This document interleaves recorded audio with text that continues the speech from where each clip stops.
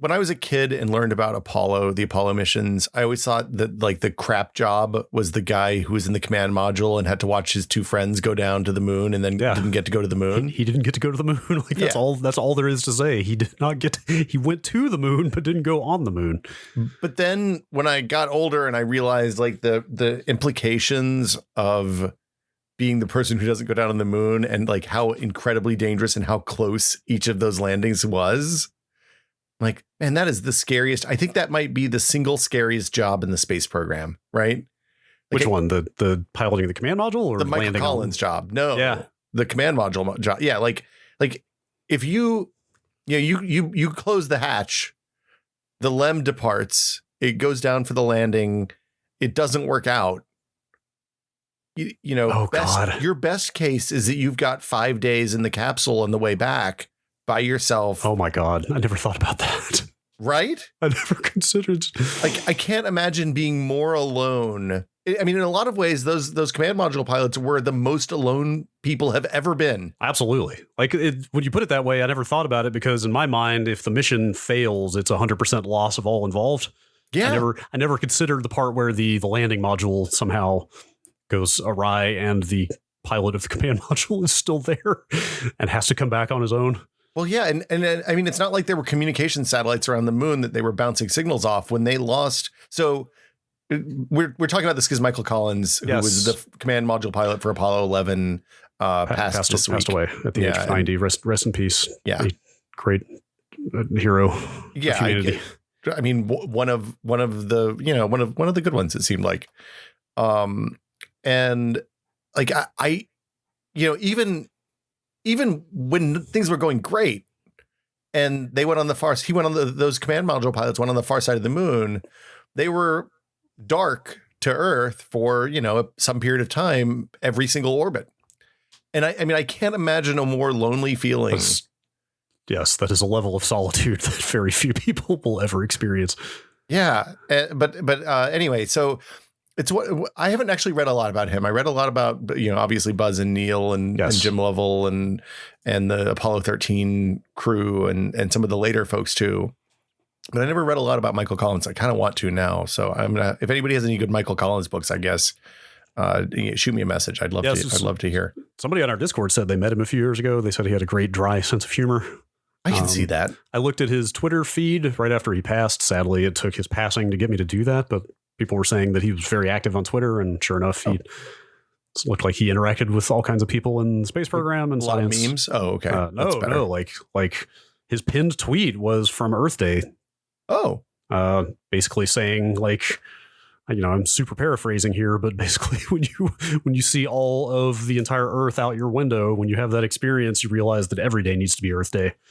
Let's preserve our biosphere and our environment for future generations. Like that's the thing about those missions that always sticks with me. And I can't speak for every single Apollo astronaut, I'm sure there are variations here, but my overall impression is that so many of them came back as these like very dedicated humanists and environmentalists, and when all of them that I've never met any Apollo astronauts, but all of the shuttle astronauts I have absolutely have that vibe. Right. And, in later generations and with those types of missions, like there were more scientists, more people that you would think would be predisposed to that kind of thing. And like, maybe I'm painting with an overly broad brush here, but those first, the Gemini and Apollo missions were drawn from like, fighter jockeys, test pilots, yeah. Like these like macho, best of the best military guys. Right.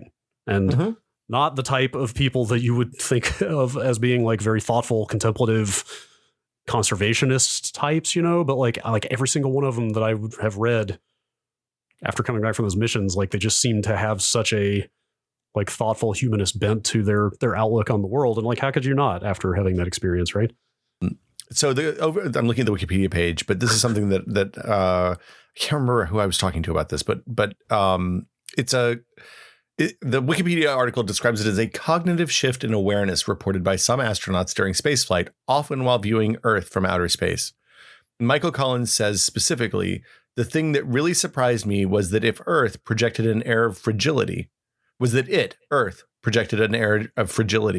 And why? I don't know. I don't know to this day. I had a feeling it's tiny, it's shiny, it's beautiful, it's home, and it's fragile. I talked to Kjell Lundgren one time, and he had said there's a thing. He's a low Earth orbit guy because he's been to the space station and shuttle flights. He said specifically that you sit there and you're looking out at and you see so much of the world at one time. You see, billions of people in one field of view, and then you look off to the horizon and the atmosphere is just this tiny thin blue line, and you can see, all of life as we know it in the universe exists within this space. That if you hold your fingers together as close as you can hold them without touching, that's how thick it looks when you're in orbit. And yeah, I can't imagine looking at that from the other side of the moon. Coming back around the moon, looking around at the window and seeing, there's the shot in Apollo 13 where Jim Lovell holds his thumb up to the moon. Right. And it blocks it when he's on Earth, and then he does it when it's on the moon, and it's like blocks it on the as he's going around the backside of the moon. I can't imagine. I can't even imagine. Yeah, like I started to make a Kids in the Hall, I'm crushing the Earth joke, but like who would do that? Who would actually do that? Like who would not be so filled with awe and reverence and like spirituality at that moment that you would want to do something silly, right? Like I'm sitting here feeling a swell of it just thinking about this. Yep. If you have access to VR, and you want to get the barest taste of this, load up Google Earth, because you can stand back and you can stand, at whatever distance you want. I don't know if I can handle that. It's incredible. I found it personally affecting. So as absolutely. But I mean, as much as what we were both just describing fills me with awe, the image you painted of the lone orbiter behind the moon on the dark side for some period of time, thinking about what's in the other direction from the moon. Yeah, nothing for really a long time. A lot less awe and a lot more vertigo. Well, so I was wrong. Michael Collins didn't coin this name. It was actually Frank White who explored the idea in his book, The Overview Effect, in 1987. So there you go. Okay. So rip Michael Collins, and we're down for a long time. I've been kind of like, I know, don't say it. We don't have that many people alive left who walked on the moon. So we got a real limited amount of time if we want to keep that chain alive. Maybe we should start adding to that number. Seems like a good idea. It won't be long before there'll be an Applebee's up there. SpaceX launches their commercial rockets. Get the outpost going, get a Chili's. You get your apple blossom, your onion blossom, whatever. It's all going to happen, man. Let's just do the podcast.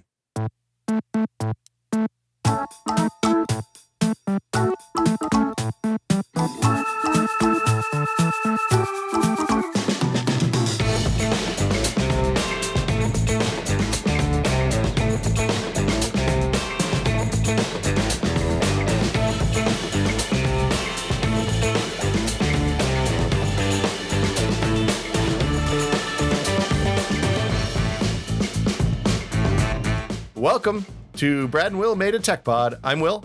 Oh, hey, Will. I'm Brad. Nice to meet you.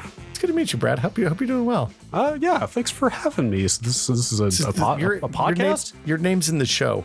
Your name's in the show title. You're Brad. Wow, that's very. I know. That's maybe a little presumptuous of you to put me right on the masthead before I've even proven myself. This is the 84th episode, not counting the 13 patron episodes we've done. It's the 85th episode, dude.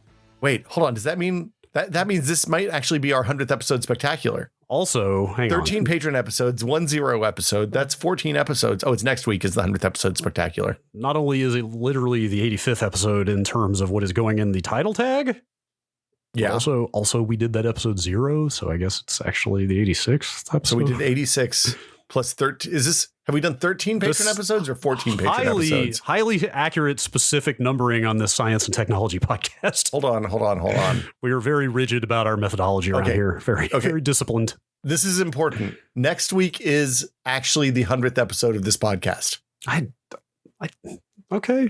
I don't know how I feel about counting the patron episodes. I feel like that's a separate category. Okay. I feel like it needs to say 100 or maybe 99 on there for counts. We'll get there. Maybe. Okay. I don't know if episode 0 may not count. I'm not sure. Look, episode 0 was just there for iTunes. We had to put that there. iTunes wouldn't give us a feed. Right. How you doing, man? What's up? What are you thinking about this week? I was going to say, interestingly enough, that's also how we arrived at the name of this show. We need to put something in this field so we can have a show.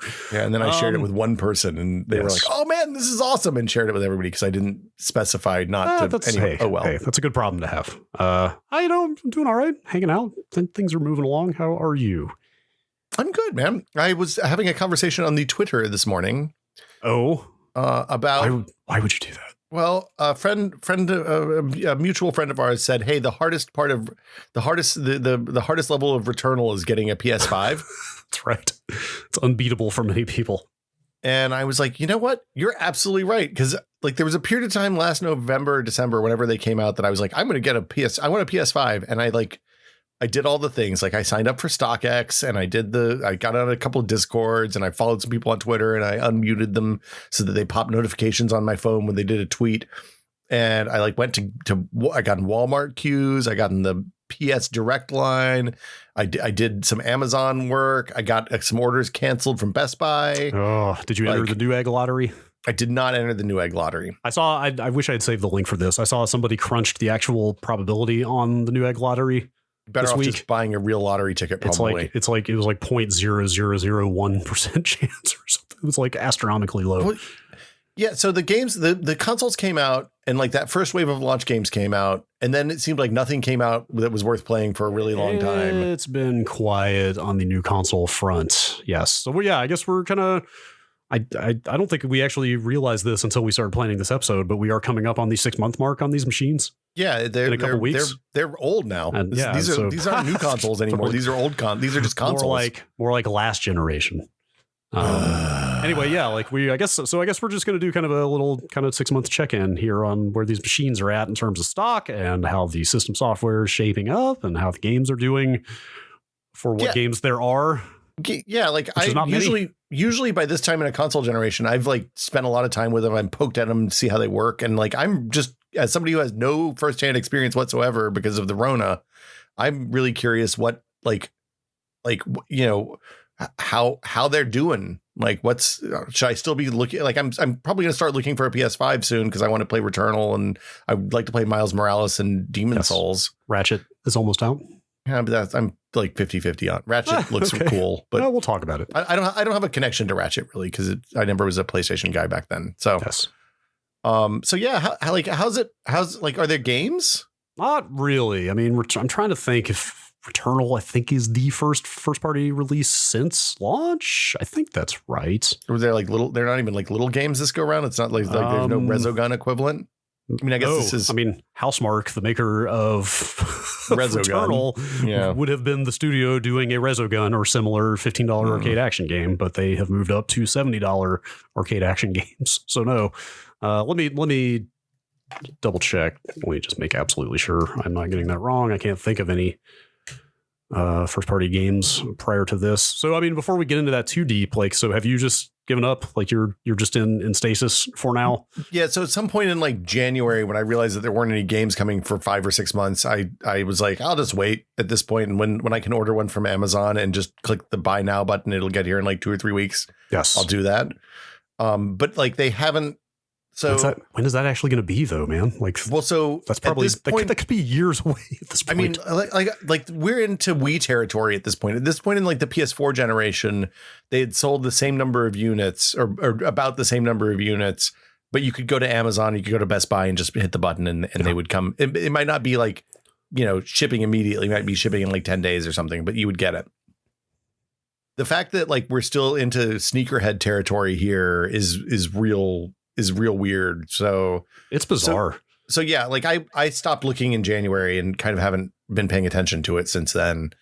I mean, it seems like the Series X is maybe a little bit easier to get. A little bit. Yeah. I think just because the 1080p model is kind of splitting demand across 2 SKUs instead of like the digital only and or the disc version, which are equally desirable on the PS5 front. Yes, I mean, also, not to get into it too much, I think there is a lingering like prestige and kind of brand loyalty around the PlayStation brand that has carried over from 25 years of previous generations. Well, and there's also like, it's funny because like I used to be an Xbox guy because I played multiplayer with friends that were Xbox people, right? I played Halo and stuff like that.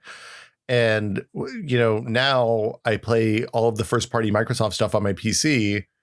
And there's like the only thing I wanted to play on the Xbox is MLB The Show, which is like the weirdest conceptual. So it is. Yeah, it's like that's just bizarre. So yeah, I don't know. It's a real weird situation. Yes, MLB The Show, for people who don't know, is a Sony developed and published game that is now available on the Xbox as well as the PS5 because of the license with MLB, I believe. Yes, right? because they are dealing with a major sports body. Yeah, but like that thing boots up with a PlayStation Studios like intro animation and everything. Like it's all like there. I went through the whole thought process. Like, man, I could get an Xbox Series X and then I could play MLB The Show on Game Pass for free. I was like, no, I'm an idiot. That is a $500 console to buy a $60 game. I'll just buy it for the PlayStation when I get a PlayStation at some point in the future. Do you really like baseball that much? I like baseball games. It's like golf. I like golf and baseball games a lot. Okay, I can see it. There's something like, chill, you know. You can kind of play a baseball game with like a beer in the other hand. It's pretty low commitment, low stakes. Yeah, like Gina and I will sit down and play golf or baseball games sometimes. Like that's it's a good time. It's kind of it's a zen experience, right? Kind of. Yeah, it's like get into a flow state. I mean, look, it's like playing golf in real life. Like if you aren't good at golf, it's a structured way to spend an afternoon outside and maybe have a beer or two. Yes, it's kind of a leisure. Yeah, leisure sport. Yeah, exactly. Yeah, real quick to correct myself. Yes, MLB The Show and also Destruction All Stars have come out on the PS5 since launch. So I was forgetting those. Destruction All Stars, though, even they put that on PlayStation Plus day one, though. So that was even because it was a multiplayer thing, right? Yeah, it's a multiplayer car combat game, but it also seems to have kind of come and gone a little bit. Which it's a tough market, the multiplayer only game. Yeah, I feel like Returnal is the first like kind of marquee PS5 exclusive game to come out. It seems like the first video. We had this conversation. I made the analogy earlier today that it feels like the Dead Rising of this generation, in that it's the first kind of like, oh, this is what this is going to be like game. Sort of, yeah. So, but I mean, is it like doing like it's a first party title? So I assume it's doing like ray tracing or it's doing something that's fancy and new console-y. But like, are we seeing the fruits of these labors already or not so much? I mean, it looks very nice, but it runs at 60 FPS across the board, which is like kind of one of the main topics I wanted to talk to you about here, which is how much longer are we going to see that? Because I very cynically assume we're going to hit the wall where we no longer see that. And I'm getting really used to it. But like, you think people are going to start releasing 30 hertz games because they want them to look good? Absolutely. I have assumed that since day one. Like, I'm actually shocked that we are still getting 60 frames per second games, even 6 months in. I mean, on the PlayStation, on the 4 Pro, you could always choose between like resolution and performance. Not always, but on lots of stuff. There were tons of games where they just it was very developer specific. So lots of games you would not really know what options you had. It was just like, here's a performance mode and a resolution mode, and you can't tell a huge difference because the frame rates are not that different, or like they wouldn't detail what the differences are very well. But when you're looking at PC games and you have the DLSS lever, do you choose performance, quality, or balanced? I usually go for balanced. I always go for performance, but I haven't done a lot of side by side on that stuff. No, I don't ever look at it. I just always go for performance. I just want the frame rate, 400 frames a second. Yeah. Yes. So yeah, Returnal runs at 60 across the board. I think even at 4K or on 4K TVs, there is no like resolution mode. And it is a fast action game. Like, it requires a lot of very quick reflexes and stuff and snappy dodging and stuff. So like the frame rate is appreciated for sure. Mm-hmm. But I can't help but think about the fact that there is all this budget that is just going into slicing the game up into more frames per second rather than making it look good, right? Like, because the conventional wisdom was always there was that back of the box screenshot effect. I don't know if you've heard people talk about effect. That. Yeah, well, not bullshot. I mean, they're real screenshots, but the marketing wisdom was always like, whatever the screenshot looks like on the back of the box, that's what's going to sell the game. Like, do you think people look at screenshots to choose which game they're going to buy still? I mean, this is kind of metaphorical in this case, because like people aren't necessarily going to stores and looking at the backs of boxes to make decisions as much anymore. Or yeah, like, but it's funny. I set up the mystery this morning. I was playing with old games with my daughter, and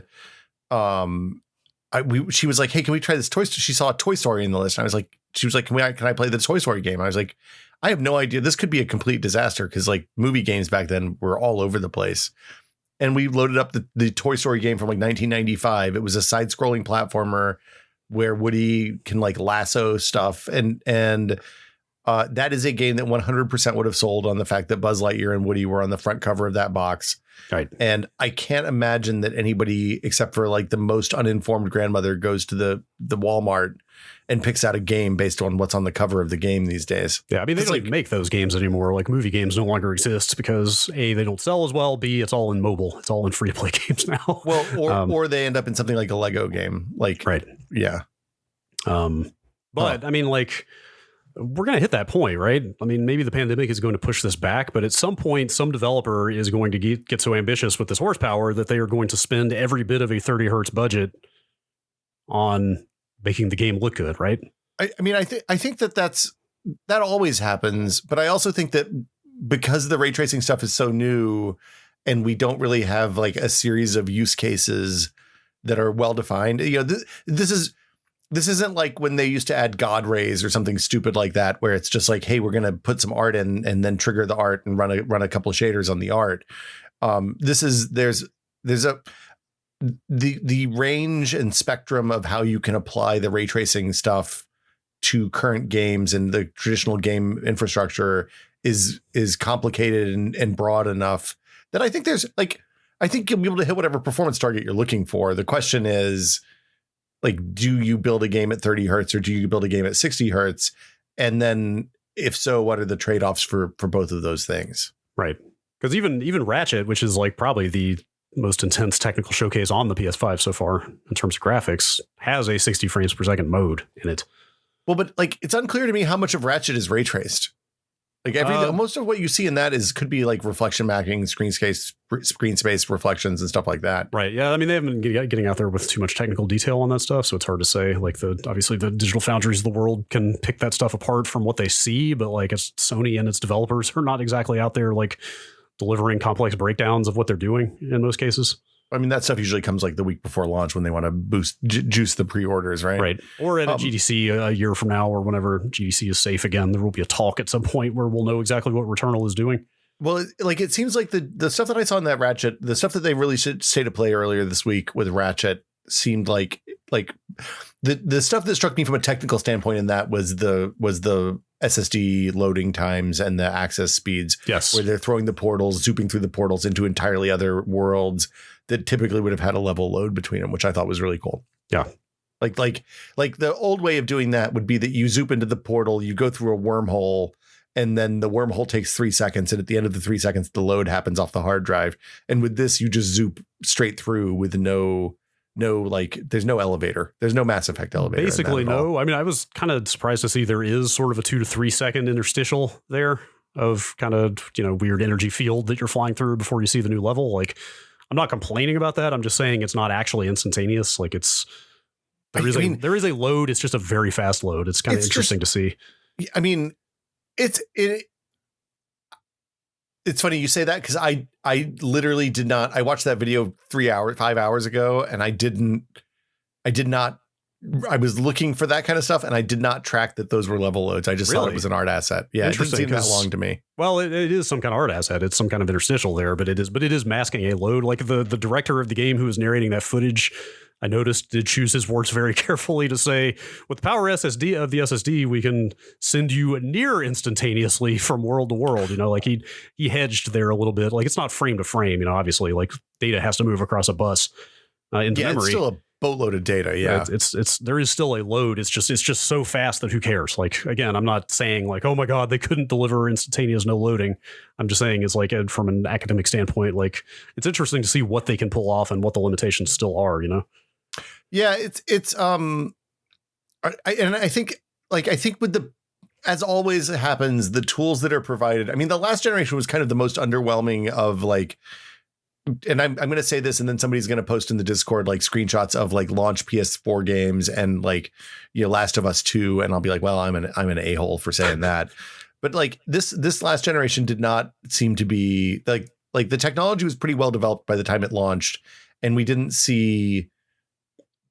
I mean, I'm making a head motion here, but go on. Yeah, but I mean, it seems like think about the difference between like Last of Us 1 and Spider-Man, right? Spider-Man was interesting because it was big and because it was broad, and because they did the cube map so that all the rooms looked like rooms instead of just flat textures on the side of a building and stuff like that. But it didn't look like a different generation from even like late stage PS3 games, I don't think, other than resolution and frame rate. Yes, I mean, more objects on the screen, maybe more pedestrians. Like, it was an incremental improvement. Yeah. But not generational or not like revolutionary. It was not a sea change. And like PS3 to PS4 was kind of the same. Like PS3 to PS4 was a pretty underwhelming. Like the change was that we got higher resolution and that the frame rate was stable and that the developers had a much easier time with the sane hardware versus Sony's. Yeah, I actually, the more I think about it, the more I've come to think of the PS4 Xbox One generation as almost like a maintenance or a housekeeping generation, where it kind of felt like it. Yeah, they finally both moved to a common, well-known architecture instead of using these weird bespoke CPUs. Like the development tools became much more mature. This is an embarrassing look into how I spend my spare time, but I was looking through the 2013 presentation from somebody high up in Sony development about their move to LLVM from GCC, which is the compiler that they use in the PS4 development toolchain. And I was just kind of going through like a bunch of their rationale there, but it was like an interesting look into like the tools and the libraries and stuff like that they're using in the background, or were at that time, to get away from like the very complicated cell development to a much more familiar platform. Well, yeah, when you talk to developers about moving from, like, if you talk to anybody, whenever I talk to friends who worked on Unreal Engine games in the PS3 era, they all have like this haunted look in their eyes because, building Unreal Engine games on the PS3 was it was a disaster almost every time, at least at the beginning. Right. Like those consoles, it almost feels to me like they were just rebasing like development practices and standards on a sturdier foundation, but and that maybe that's why, like, technologically there was not a big leap there. Like you said, it was like slightly higher resolutions, like slightly more detail, like better shaders and stuff, but not a revolutionary change. Certainly nothing like the SSDs or the ray tracing on these machines. So yeah, I mean, we're in a situation where the technology is brand new, like even like, and it's not even like with hardware transform and lighting or pixel shaders and vertex shaders like that with the 360, where like the technology was mature on the PC side and then came to consoles after it had been out for a while. We're 2 generations and like 6 or 7 games in on ray tracing on the PC side at this point. We're going to see, my guess is that were it not for the pandemic, this holiday would be the big ray tracing year on PC for the first time. This is the year that we're like, oh man, I wish I had a ray tracing card. That might get pushed back a little bit because of the delays related to pandemic. And I mean, it maybe should have been last year. I mean, I know Cyberpunk was supposed to ship and that had its issues. And, we saw Watch Dogs Legion and that kind of stuff. Call of Duty shipped with actually a pretty good ray tracing implementation last year. I mean, like Cyberpunk has obviously more than a share of issues, but the ray tracing implementation, from everything I've looked at, the breakdowns and stuff out there, seemed quite good. Like that seems like one of the success stories of that game. Yeah, no doubt. And then they just rolled the Metro Exodus, like the graphics revamp, the ray tracing revamp of that thing the other day. Did you watch that video? That's out next week for PC owners. I think so. Yeah, I have not. Yeah, it's the 6th. I have not seen that footage yet, but I'm very interested to try that. That game looked good before, and it looks bonk. Like, I'm going to load up my old save. And what did they change? Is it a full like global illumination kind of? It seems like they top to bottom. Yeah, like they redid the renderer to use ray tracing from soup to nuts. Oh wow, okay. Maybe not soup to nuts, but like way more implemented. Very close. I have to see that, because like that's the type of stuff I've been waiting for. Like that's why I've spent so much time in Minecraft RTX, because that is, like you said, like that is top to bottom, nothing but ray tracing, and you see what that actually means when everything is affected by everything else. Well, so previously, as I understand it, Metro Exodus mostly used it for shadows. We used ray tracing to determine where the shadow parts were, and there wasn't a lot of reflection and lighting and stuff like that in there. So I'm super stoked to play that and load that up again. Yeah, the game did not do a ton for me, just in terms of enjoying it as a game, but as a showpiece, I definitely want to see it. I liked it. I am not the kind of person who gets into Eastern European Stalker-esque shooters, and I thought that was a much more accessible version of that game than anything I had seen to date. Sure. So anyway, but okay, so like, do you feel like the 30 hertz thing, like, does it bother you? Do you notice a problem? I don't know. I'm torn. I mean, like, I feel like I'm getting very spoiled with every game coming out and having a 60 hertz mode. Yeah. It's not that I can't go back, but I think the more games I get with that, the less I'm going to want to, and eventually, like, I'm trying to think what the game's going to be. Like last generation, I think on the PS4, it was Uncharted 4. Like that Uncharted 4 was the first game on the PS4 that came out that my eyes popped out of my head and said, holy shit, okay, now they're making games for new hardware that absolutely could not have existed on the previous generation. I don't know what that's going to be this time, but like that's the game that I assume is going to be the 30 hertz game because like they're going to have to sacrifice half the frame rate budget to get there, right?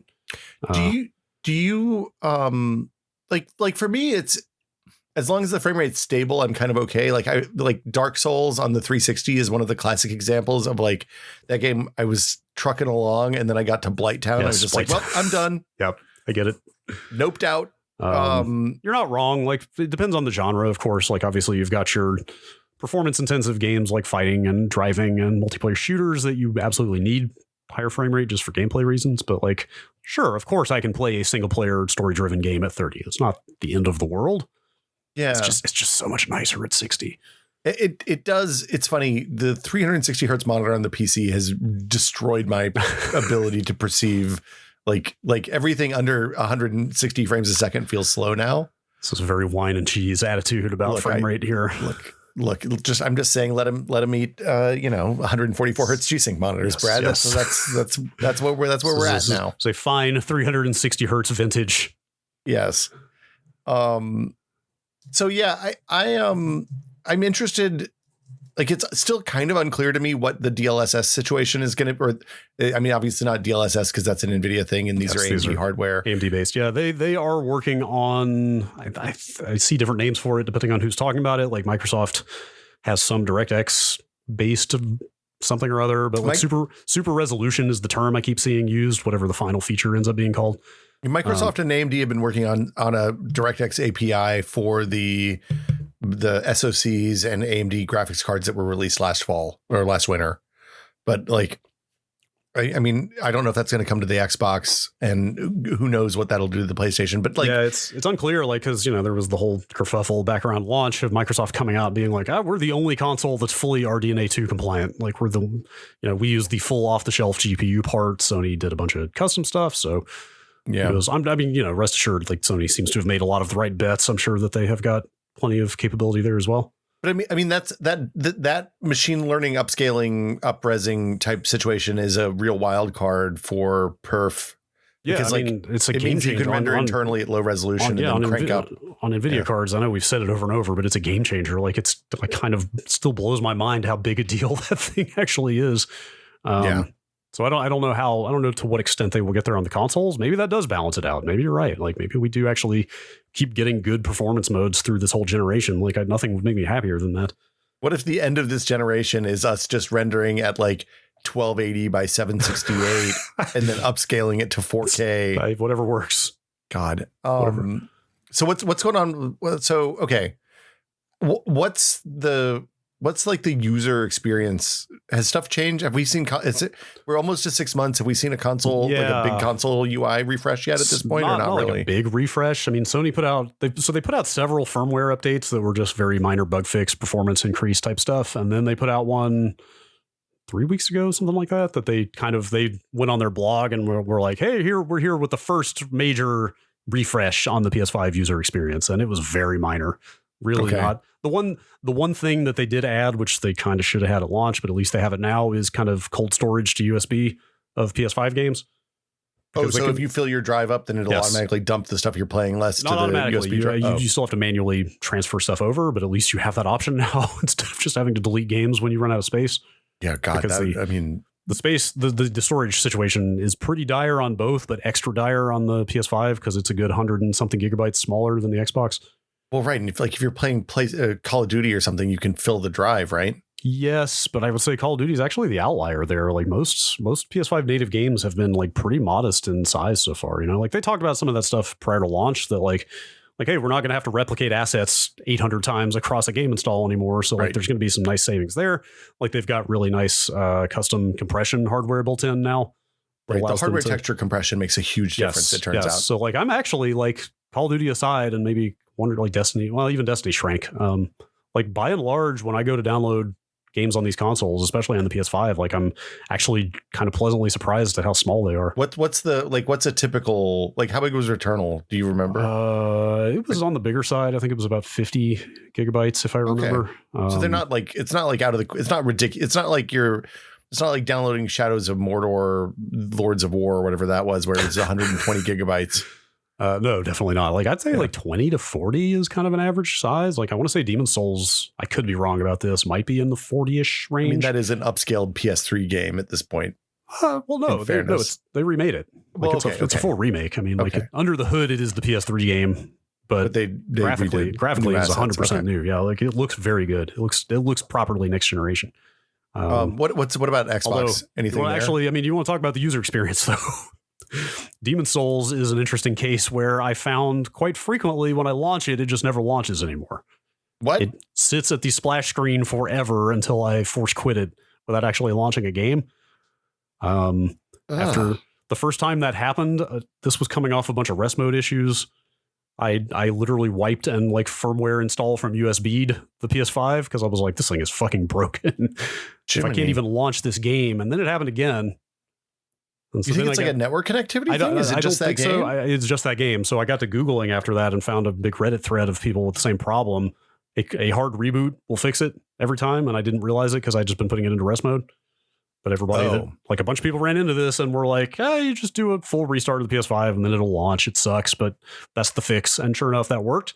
Console games, they just work. But dude, like for an issue that specific, like that level of minutia required to fix like an intractable problem, because like from the user perspective, like what do you do on a console when a game doesn't launch? Like you pull the cartridge out, you blow it, and then you jam it back in there and restart it. Dude, like, on the PC, there are like there are umpteen avenues of troubleshooting you can do to try to fix a game that will work. But like on a console, when the game doesn't work, what do you do? Like you just kind of sit there and stare, right? Like it was a really jarring experience to have on a console. And, that was on the back of like rest mode not working for 2 weeks straight for me on there. Wait, what? Like rest mode broke for me. Rest mode meaning like... Rest mode is the suspend mode on the PS5. But you put the whole console to sleep, not like the thing where it suspends the state of the game. Well, it does both. I mean, it suspends the game and the console, and that's how it, it'll pull patches when it's asleep and et cetera, et cetera. Like it was just hard powering itself off every time I tried to go into rest mode. And then after a couple of weeks, it just started working again. Like was there a firmware patch or something, or it just started working? There was, but that didn't fix it immediately. Like 3 days after that firmware, it then started working again. Well, so it's a little all over the place. Complicated systems fail in complicated ways. Like right? I hate harping on this stuff on some level because like I feel like everything that is coming out right now is compromised in some way because look at the conditions people are working in. Like I'm not like I hate feeling like I'm throwing shade at the engineers trying to fix this stuff because like they're all sitting at home trying to develop the stuff on hardware without being able to go into an office and being in like a common testing environment. Like I'm sure the challenges are immense. Well, and also as like if you think about this, in the last 3 generations, we've gone from machines that basically only have foreground processes, right? Like the Xbox One, PS2, there was no background process on those. Right. They add them with the 360 and the PS3 kind of, yes. And then the PS4 and Xbox One. You just reminded me when the PS3 launched, you could not, if I'm not mistaken, you could not open the XMB while in game. That was a feature. That was a feature they literally patched in later, like a year after the PS3 came out. It was like a big deal. Like, now you can pop up the system interface on top of the game. Well, and remember the Xbox One was supposed to be a hypervisor with like, the OS and on one VM and the game you were playing on the other one, and then you could open your TV on a third one on a side painter. But kind of panned out, but not really. Well, but I guess my point is like they're building these consoles now. The background stuff is working well, so like they can do stuff like, hey, we're gonna like it's just like your phone has a bunch of processes that run like a Unix machine. Yeah, where the PS5 literally is a Unix machine, or a Unix-like rather. Right, but it like runs maintenance processes in the background to clear caches and fix database corruption and stuff like that. And so you can have a problem like your rest mode thing where like you do the patch, the thing that gets fixed isn't scheduled to run for 2 more days. Right. and then all of a sudden magically it starts working. So it's funny. The PS5 being a BSD machine, just like my NAS is a BSD machine, and I've spent enough time fiddling with the init system on there and shutdown scripts and stuff like that. That like when the rest mode was broken, I was like staring at the light blinking, wondering like, I wonder if like one of the shutdown scripts is just like broken or like calling something that is not working right or something, and it just freaks out and doesn't know what to do. Like I don't know enough about that stuff to like really diagnose it, but I know enough to like sort of envision in abstract terms like what might be going wrong there. Yeah. It's a weird situation. Like they're computers. They are embedded computers now, you know, like they're not like, that's like I was saying, they're not these like weird bespoke, like, you know, the 360 was like this weird tri-core PowerPC design that was just made for the 360. Like they are just, they're not off the shelf APUs, but they're pretty close, you know, they're custom designed, but they are the same style of APU that is available on the desktop, right? Like same basic instructions with some extra stuff glued on. Yeah. Right. Like they are computers now. And I guess that means that they're also prone to all of the kind of drawbacks and idiosyncrasies that computers are. Okay. So we've talked about the PS5 a lot. We should talk about the Xbox some. What's going on over there? It's the PS5. I'll just say the PS5 is getting better. Like they made some interface changes that were not amazing, but at least they are making interface changes, which means that they are willing to clean up some of the UI stuff that's not great. Do you still have to do the thing where you download both versions? Like if you're trying to port your PS4 saves, you have to download the PS4 version of the game. Yes, and then you still have to open it. Yep. Ugh. Yes, every PS4 game has to manually export a save to the PS5 format or whatever. Like there's a lot of problems there, but whatever. We'll revisit that stuff in a year, let's say. Yeah, okay.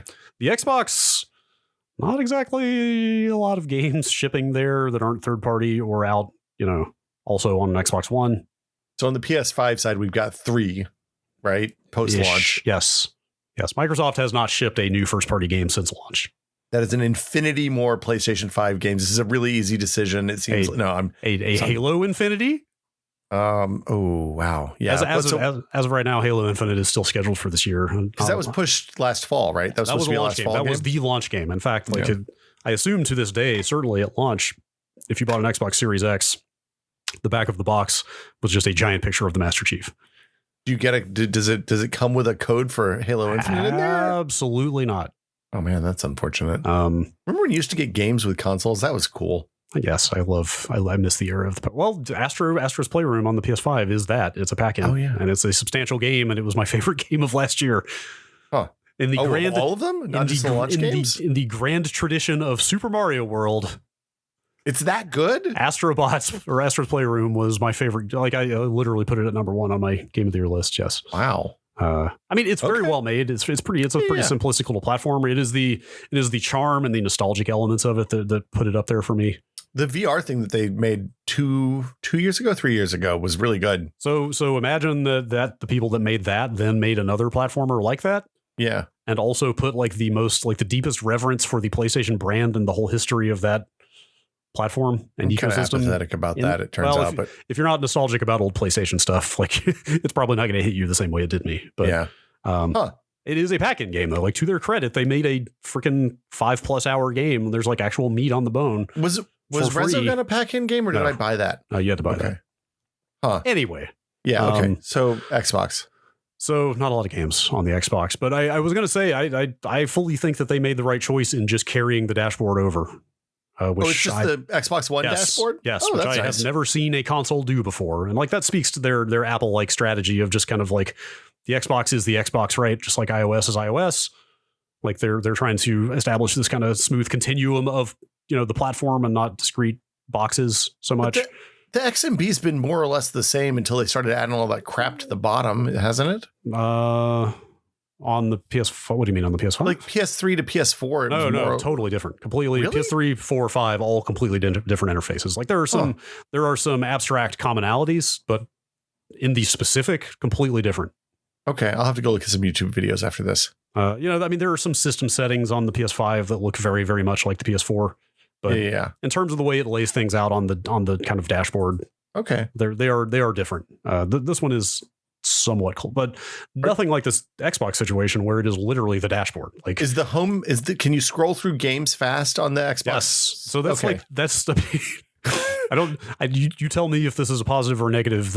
That's maybe the best thing about the dashboard on the Series X is how fast it is. Dude, if like when I have a launch Xbox in the living room still, Xbox One. Ooh. And when I turn that thing on, it's like you hear the grinding inside as it's thinking, because it takes so long to scroll through the games. When I hooked up the Series X for the first time back in November, I let out some kind of nonverbal exclamation when I first started using the dashboard. I was like, I could not believe it. Because that thing was so seared into my memory as being incredibly sluggish and awkward and annoying to use.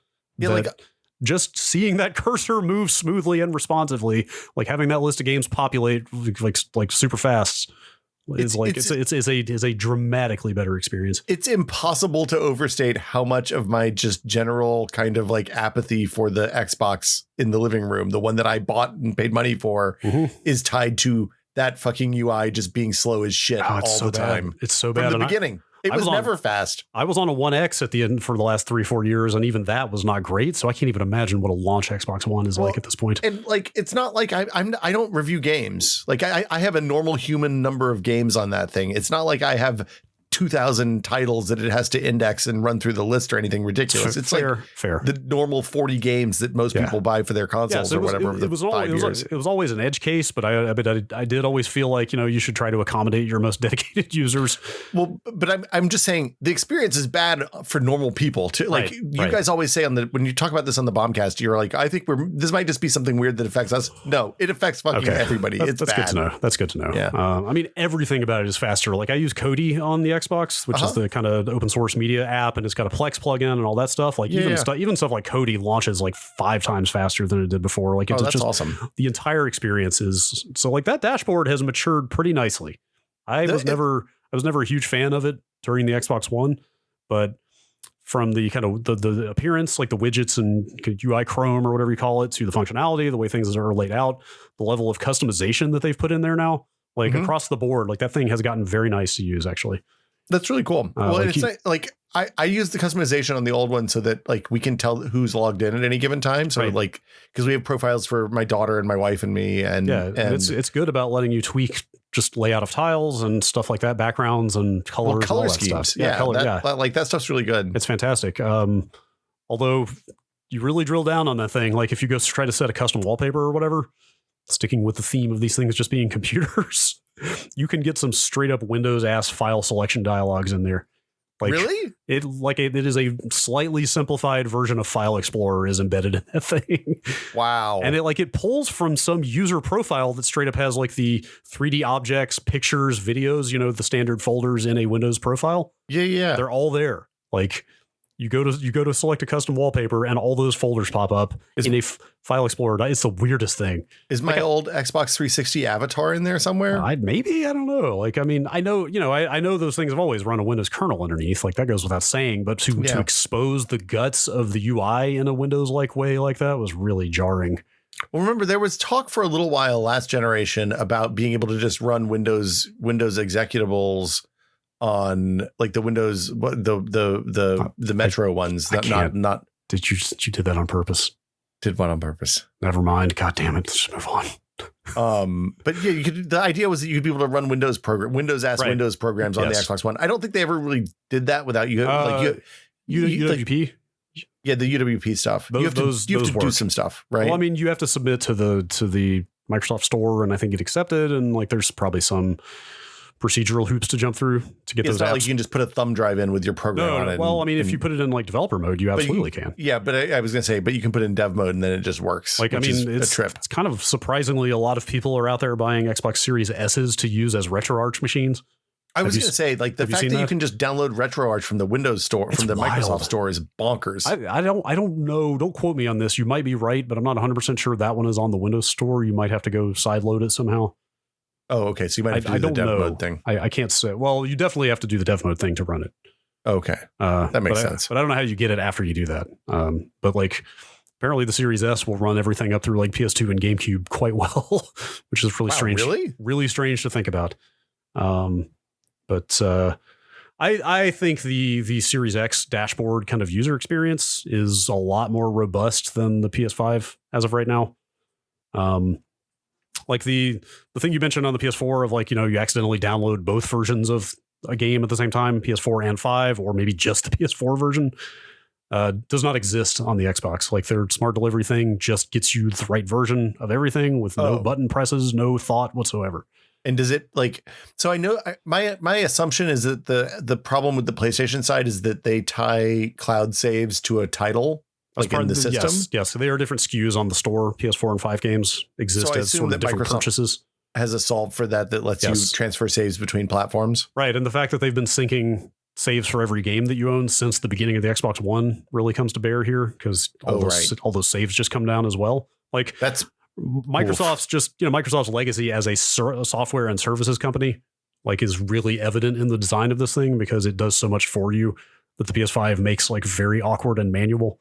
I was going to say that like that whole, just conceptually that bit, like I never in the entire time I used the Xbox One and the PS4 looked at like how much space was left on my Xbox One, because it just kind of worked itself out. Yeah.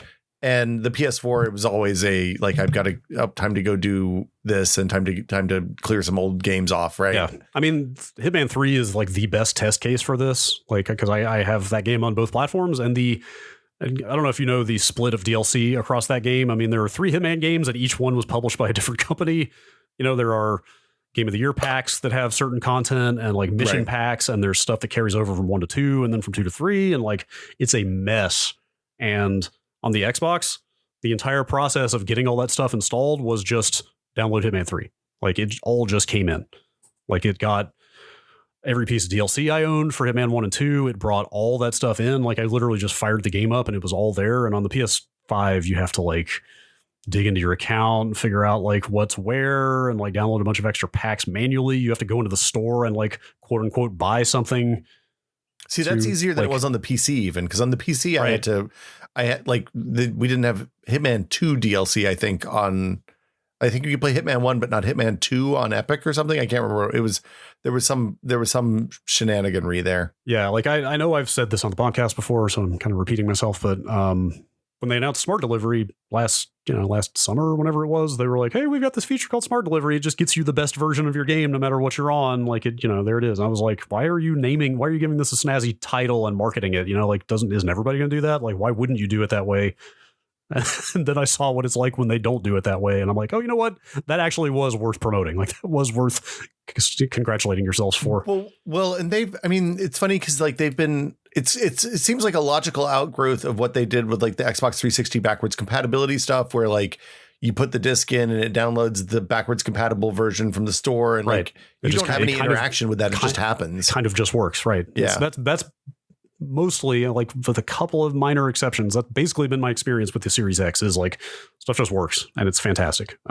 That's really nice. The quick resume is what's bonkers. Is quick resume where you turn the console back on and it just goes straight into the game? No, that's not. I'm not sure. What is quick resume, Brad? It's their suspend. It's their suspend to disk. So on a per title basis rather than per system basis. Games have to support it.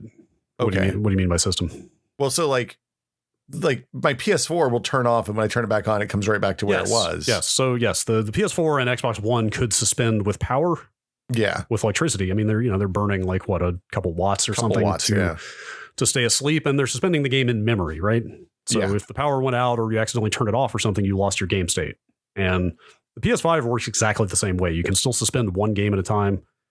If your rest mode crashes, you lose that progress, et cetera, et cetera. Quick resume on the Series X is they are suspending games out to the SSD now. And because the SSD is so fast, they can restore that image or whatever from disk back into memory in like a matter of seconds.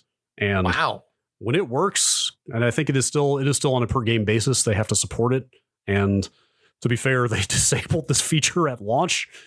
This was like one of their big bullet points. And then like a couple days before launch, they're like, we have disabled quick resume for most games while we resolve some unexpected issues. And it took a while. It took like some weeks before they turned it back on. But now that it's working again, it is fantastic. So so just so I understand this right, I'm gonna give you a what if. So I'm playing I can rattle off so I can just tell you games I've used it with. Ori and the Will of the Wisps, Yakuza Like a Dragon, State of Decay 2, which now has a native Series X version. Does it have to be a Series X native game for this to work? I believe it can suspend previous gen games. God, I hope that's right. I think that's right. I swear I've done that. Okay, so I'm playing Yakuza. I'm Yakuza'd out. I want to go play some Ori. You just hit the menu button, you go launch Ori, and it comes right back to where you were, like not going through title screens and stuff like that. It is literally where you paused it, or if you didn't pause it, it is literally in the game, controllable. And then you're like, you know what, Ori's too hard. I want to go back to Yakuza. You go back and does the exact same thing again. I mean, I've done that exact exercise because it's so kind of magical to watch it happen, where I just flip back and forth between the same two games for like 5 times in a row. That's amazing. It varies per game, but I would estimate the suspend is like 5-ish seconds. Jesus. 5 to 10, maybe 10 on the outside for a big game. And that's ridiculous. And then the restore is about the same. It's about like a 5-ish second on average, I would guess 5, 6, 7 seconds. Like the amount of time, it's so close to instantaneous that it's like magic. The amount of time you save not having to look at that screen that has the Bink and the Speed Tree logo on it is enormous. Like it makes me play more games. Like it actually makes me want to play games more because it is so much less burdensome just to get in and out of games. Like, honestly, I stopped playing Animal Crossing because it takes so fucking long to launch that game. Totally. And so I think you're gonna ask, like, how many you can have suspended at a time. Yeah, how many can you have at a time? That's one of those things they don't really detail super well, because it's not like they're gonna come out and say, like, we reserve 80 gigabytes of the system drive for these memory. So it just kind of keeps, it's like the ones you've used most recently, and then eventually something falls off. And if you're anything like me, it drives you crazy not knowing which games are suspended.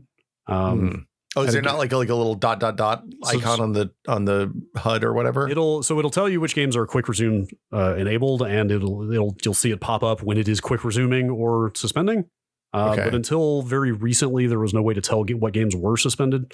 But they're adding that. They're going to add a little display in the games list that shows, like, here are the games that you have suspended right That's now. Awesome. Which, more information is always better than less, as far as I'm concerned. Like, you don't want to confuse people too much in a console environment where they just want things to work. But like something like that, I want to know, did I leave this game on or not? I can't remember. Like, it's just nice to see. I need to go save this? Yeah. Yes. I did lose one session that really bummed me out, though. Like an hour into a dungeon in Yakuza Like a Dragon, where you can't save because it's a JRPG and they still hold you to the kind of arbitrary save point restrictions. I was like, it's late. Suspend seems to work great on this thing. I'm just going to go to bed. I'll get back to this tomorrow. Turn the Xbox on the next day to immediately see the Yakuza tile with a little progress bar at the bottom because it was patching it. And patches break this? So I guess that makes sense. I hope they have accounted for this since then. But yes, like it just arbitrarily closed my session so it could patch, which made me very angry. But that's what I meant when I said, like, there's been a couple of minor exceptions. Like, that is the exception to the rule. Like, it is all the suspend stuff, like everything about that dashboard has been very good. It seems like the good far outweighs the bad on that. Yes. And again, that's why I say I think it was the right call for them to just bring that same dashboard over, because I did go through that period very briefly when I hooked that thing up of like, it's kind of just the same thing, but faster. And that's cool. But like, where is the new console smell? Yeah. Like, where are my new bells and whistles to play with on this thing, especially in a world where Halo slipped and there were not any real new games at launch, Like, it was I want to hook my TiVo up to that thing and watch TV through that. I want to, get some good features. Yes, of course, the stuff you really want. Plug your HD antenna into that thing. Yeah. Now we're talking. Yeah. Get an HD DVD drive, watch King Kong like 50 times. That's the only thing I have on HD DVD. But, again, now having experienced some of the issues, the kind of growing pains the PS5 has been having, like, it feels like the right move for them to have just taken that dashboard, altogether and just kind of done the same thing again. Well, I mean, look, how many times has Apple replaced the OS, the look and feel of iOS? Like once, right, in a big way, right? Yeah. In 12 years, 13, 14 years. Yeah, and again, it feels like that. It feels like kind of what you expect out of a modern platform. So in terms of continuity with what we've gone way longer on this than I expected to. What's the perf? Like, they're mostly, it seems like the feeling I get from talking to people is that perf is pretty good on old games on the Series X. Yes, they've been weirdly prioritizing that in a way I didn't expect. Like, they're kind of rolling out. Remember how on the Xbox One you'd get these occasional drops of like, hey, here's the next 12 games being added to backwards compatibility. Yeah, I remember playing like the second Red Dead game, the Xbox 360 one on the Xbox One, because it performed better there than it did on the 360. And, and they just in waves, they would just say, here's another dozen games, here's 20 more games being added this week, like they're doing that with performance now. So like there was some, unsurprisingly, it was a lot of Bethesda games up front that got a bunch of 60 FPS patches. So Skyrim at 60 hertz sounds A-okay. Like it was Skyrim, Prey, Fallout 4, and 76. Let's see, a handful of others got 60 FPS patches a few weeks ago. That's cool. And then this past week, a round of EA games all got 120 hertz patches. So wait, can I play Syndicate at 120 hertz? It's Syndicate. I regret to inform you that EA has forgotten Syndicate ever existed. Oh, crap. However, if you want to play Star Wars Battlefront 2 at 120 hertz, I'm probably okay. I've got much better news for you, but it's like, it's a lot of stuff though. It's like Battlefields 1, 4, and 5, Mirror's Edge Catalyst, the Plants vs. Zombies shooters, even some smaller stuff like Sea of Solitude and Unravel 2, Titanfall 1 and 2. Titanfall 2, 120 hertz. That sounds, I'm back in. That's awesome. And I'm sure some of that was tied to the fact that EA Play is now a part of Game Pass Ultimate.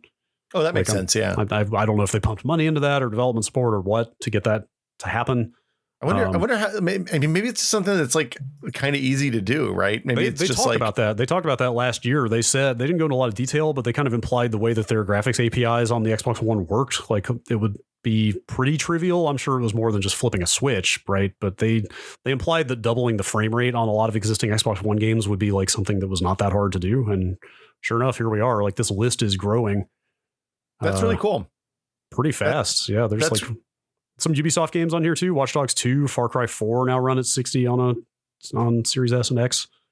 So having this conversation, I feel better. Like I don't feel like I've really missed a whole lot. Like I miss playing Miles. I'd like to stream Demon's Souls at some point. That sounds like it'd be fun. The story basically so far is the PS5 has a handful of very good exclusives. Miles Morales, Demon's Souls, like Returnal, Ratchet looks good. Small number of exclusives. Xbox, yes. Xbox has like nothing on the games front, but the platform is maturing. The platform and the kind of backwards compatible features are maturing much faster there. Well, yeah, like folks in the Discord are regularly like there's a dedicated cadre of Game Pass subscribers who are like hitting as much as their bandwidth cap will allow every month because there's a bunch of good stuff. And that seems like Game Pass plus an Xbox, if you're just going to get one console, seems like a really good choice. Series X is a Game Pass machine, as far as I can tell, for almost everybody. I mean, kind of by default, there's really nothing else there, but that's a lot of games, Yeah, that's a lot of games, and especially when these older games are getting these nice updates. Like it's a compelling platform, except for the lack of games, which is a strange thing to say. Well, I mean, but they'll get there. They always do. Yes. And they have MLB The Show, so that's nice. They got baseball. They got baseball. They got baseball. So they do have a new next generation game. Like that's right. Yeah. Yes, the PlayStation Studios hit in the making. MLB The Show 2021. And if you pay for Game Pass, it's free. Just download it. It's there. I mean, a lot of what we're hearing out of people in the know is that this is going to be a pretty light year for releases, just because of downstream pandemic effects. I mean, it makes sense. Well, I can't remember who it was. I think it might be Reggie Fils-Aimé, the former president of Nintendo of America. It was the one who said this in an interview a little while back. I think it was him. I hope I'm not misattributing this, but the upshot was so many games shipped last year because they were all already close enough to the finish line that they were able to drag them over in those difficult circumstances. But this is the year where games that were in a much more nascent form are not going to be close enough to make it. I think that reads right. Yeah. So they kind of gird yourselves for there to continue to not be a ton of games. We should talk a little bit about why they're still because at this point in the PlayStation 4. I was talking with some folks this morning and they brought up sales numbers and they were like, at this point, they're tracking PS4, PS5 sales are tracking pretty much within a few percentage points of each other. There was that interesting stat. Did you see that the PS5 is officially the fastest selling console in North American history? By 1% or something, right? It's by a tiny sliver. Of course, it's like rounding error math or whatever, but still the fact that they can say that in such a supply constrained situation was kind of shocking to me. So I think there's a thing that happened as part of the pandemic. Like there was a period of time from March until June when Switches were really hard to find because suddenly having one Switch that you shared with two kids became an impractical situation because that was their only social outlet for 6 months or a year. Suddenly you had like 4 times more time to fill.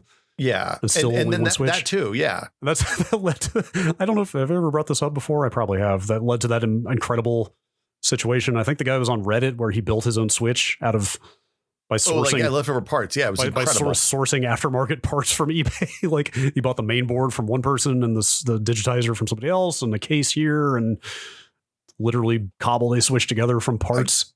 I gotta imagine it's like one of the hand-built cars. Like when you build a new car, you build one by hand first to like get the tooling and stuff right, and then they start making them on the line. And the ones that are built by hand, I have to imagine, are the jankiest pieces of shit ever. Hey man, do what you got to do. It was a rough situation. So, from talking to my friends who work in the electronics world, the supply chain situation, especially, like is real bad on everything from like tires and plastic parts. For cars. That's the thing. It's not just integrated circuits anymore. It's not just microchips, is what I'm gathering pretty quickly. Like the electronics folks are like, I've been trying to get this like a transistor, not like a micro transistor on a chip, but like a literal square transistor that's like a super common thing that costs 1/3 of a cent when you buy 1,000 of them. And they can't get them for months because the factory that does those is missing the source that it needs to build and on that, like MOSFETs were hard to find for a little bit. Yep. Like isopropyl alcohol was hard to find for most of last year. So you can't like washing your boards when that stuff's done, even if you're just hand building stuff, is challenging. Yeah. The delayed reaction on this stuff is really something to see. I mean, I bought a refurbed Steelcase Leap chair about, pushing 6 weeks ago now. Still haven't gotten it. Not only is it not shipped, I just got an email from the president of the company like this week saying, hey, one of the parts that we use to refurb these chairs sat off the coast of North America for the last 4 weeks. Like literally our part supply was sitting on a ship unable to dock for the last month because the docks are clogged. He didn't go to detail, but I'm sure it's just backup. Yeah. In the coordination of the docking and unloading and stuff. But like, he was like, hey, the parts finally got here after a month's delay. It's like, we've brought on extra shifts. We were working around the clock, like blah, blah, blah. But like, that's a chair, there are no electronics in a chair. Like I need a new microphone arm because this crappy one that I use is falling apart, and I was going to get a Rode PSA 1. Good luck with that. Nowhere, man. I went to forget Amazon. I went to B&H, Adorama, like you name it, like kind of high end, AV supply vendors. Nobody has that thing. I managed, somebody on the Discord had a spare one that I'm very thankful to that person for helping me out there.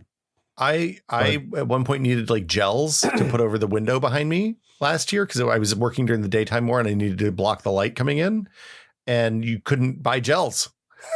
So I just bought a piece of black cloth and tacked it up, and it's fine. It's crazy to see the non-electronics issues that are popping up now. It's not just chip fabrication.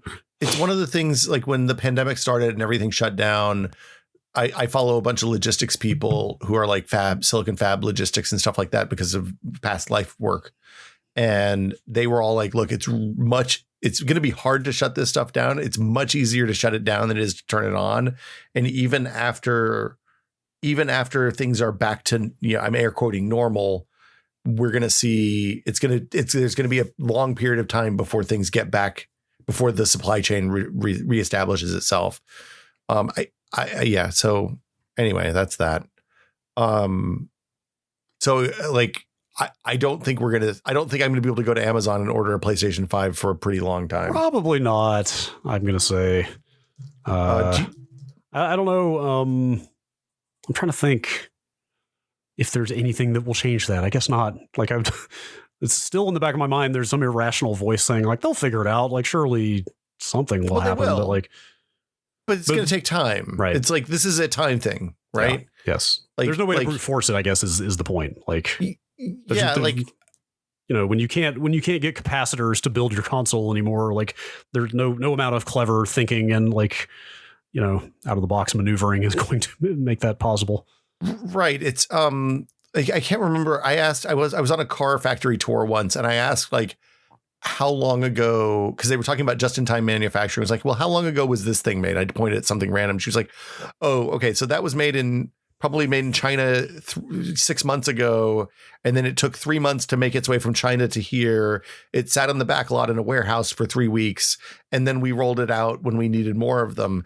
And like a lot of last year, we were running through the back supply of that stuff. Interesting. But like in businesses where you do actual just in time, like the China manufacturing stuff, like the shit runs in the morning and it rolls out that afternoon, right? Like there's no like warehouse because they don't have room to warehouse this stuff. It literally goes from the suppliers. They all swarm in at one time, get glued onto boards, assembled, smashed together, sealed in a PlayStation 5, put in a box, tested, then put in a box, and then jammed on a boat to North America or Europe or someplace else in the world, wherever they're going.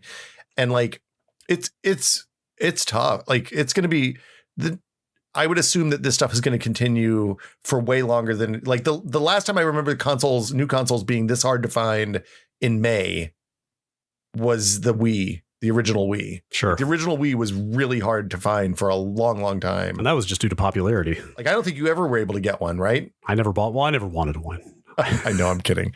That was my choice. But yeah, like I got one at launch, and I remember like people would come over to my house in June of the following year because they wanted to play Wii Sports, and like we would have Wii Sports parties for a long ass time.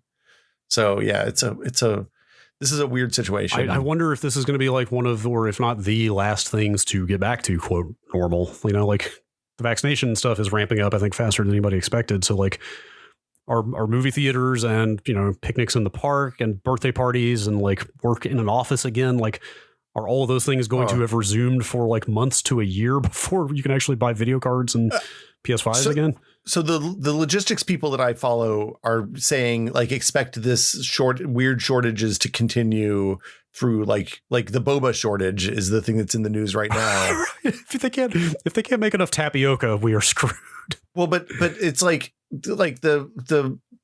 it's like when we ran out of beans last year, right? We run out of beans because like people know how much beans people buy at certain types of the year, and they just plan their crops and their warehousing and stuff to support that. And then if people buy way more beans than usual, then there just aren't any beans. And that's what happened with the boba, except for the last year's production was jacked up. So yeah, I would expect this to continue into 2022 and maybe into 2023 in some cases. It's a weird time, man. That's a lot. That sounds like a made up number. 2023. It's not a real time. It's not going to happen. Brad, we've reached the point of the show. Do we miss anything? I think we got all the high points. That's everything. That's a check-in. That's a 6-month check-in. I don't regret not buying one of these machines. I think you're okay. I mean, you know, Miles Morales is quite good. Demon's Souls is quite good. Returnal seems pretty good. But you know, there are games on the platforms you already own. I mean, by the time they come out, by the time I get a PlayStation 5, they'll probably be on Plus. So that is entirely possible, actually. I wonder if I can sign up for PS5 Plus games without owning a PS5. Yeah. Okay. Yeah, I got to make sure I do that. Yeah. Well, I don't think you've missed much. There was Destruction All-Stars. I think I did. You know what? When you say that, I think I did that because I remember Danny telling me about that game. He's like, hey, do you have a PS5? We should play this. I was like, no, now I'm sad. Thank you. I think that was the only Plus game on the PS5 so far. I think it's all PS4 stuff otherwise. PS4 stuff. Okay. Well, anyway. But yes, make sure to keep up with that if you have an active Plus subscription. Just, you know, front load those for the future. Yeah. Future me thanks me. More games that I can just put in accounts that I never ever touch. Yeah. Because that's where we're at. This is the part of the show where we thank our patrons and listeners. So thank you all for listening. Thanks for being a patron. If you are a part of the Patreon and if you're on the Discord, whether you're lurking or posting, we appreciate you. Thank you all so much. Absolutely. The conversations about this month's patron episode, I think. Oh boy. Well, first off, so this month's patron episode, Brad and I dug up our ancient history, our embarrassing posts from the past, basically. Yes. I pulled a bunch of posts from my days at Ars Technica in like 98, 99, 2000. I found a disturbing number of Usenet posts that I wrote at the age of 16. I talked about our no SIGs rule on the message boards at Ars Technica. And now people are starting to put SIGs in the Discord, which that doesn't work. It's not okay, man. I'm going to start signing every one of my comments on the Discord. There's a rule. You can't do that. It's against the rules now. Sorry. I'm trying to find the quote. Somebody was like, "This is the bravest thing I've ever seen anybody do on the internet." Which it was painful. It was painful. It was highly embarrassing. Very cringy. So if that's the kind of thing that you enjoy, there you go. I also learned today that the counting threads on old message boards, I didn't understand why people did those for years, and I never bothered to ask. You know, where like you post a number and then the next person posts a number and the next person posts the next subsequent number. It's just to get post count up, so you look like you've been there longer. Mm-hmm. I had no idea. Got to do what you got to do. Yeah. So as always, thank you to all of our patrons, but especially thank you to our executive producer tier patrons, the Bunny Fiend, Jacob Chappell, and James Kamek. Thank you all so much. We appreciate you. Yes. Thanks to everyone. And I guess that'll do it for us this week. We'll be, we were going to talk about Switch rumors, but I guess we'll do that at some point in the future. Yeah, now. That stuff, going to do a little more digging in the Tegra product line before we can speak to that stuff. Yeah. There's a lot there. There's Can you believe they are potentially going to launch a new, I mean, not new, it's technically just an upgraded version of existing one, but they're going to put out a new model of video game hardware in 2021. There was a period of time when I would have been first in line for an upgraded Switch, just because better battery life would have been a real selling point for me as I take it on airplanes and stuff like that. What's an airplane? But like, I'm probably fine. I don't know. I think you're good for a while. Yeah. Yeah, we'll see y'all next week. Have a good one, everybody. Thanks for listening. Bye. Welcome. Wait, which one is this? Oh, okay. Got it. I don't even do the other one anymore. I almost said welcome to Still Untitled. Welcome to Brad and Will. Welcome to Brad. Fuck. How do I do this? What do I say? What do I say? Welcome to Brad and Will made a tech pod. I'm Will. That's it, right? Just say whatever comes to mind. But that's just no. That's what I've been doing. It's not working. Welcome to Brad and Will Make a Tech Pod. I'm Will. It's made. Fuck. Let's never podcast on Friday evening again. No, this is a bad idea. Saturday evening.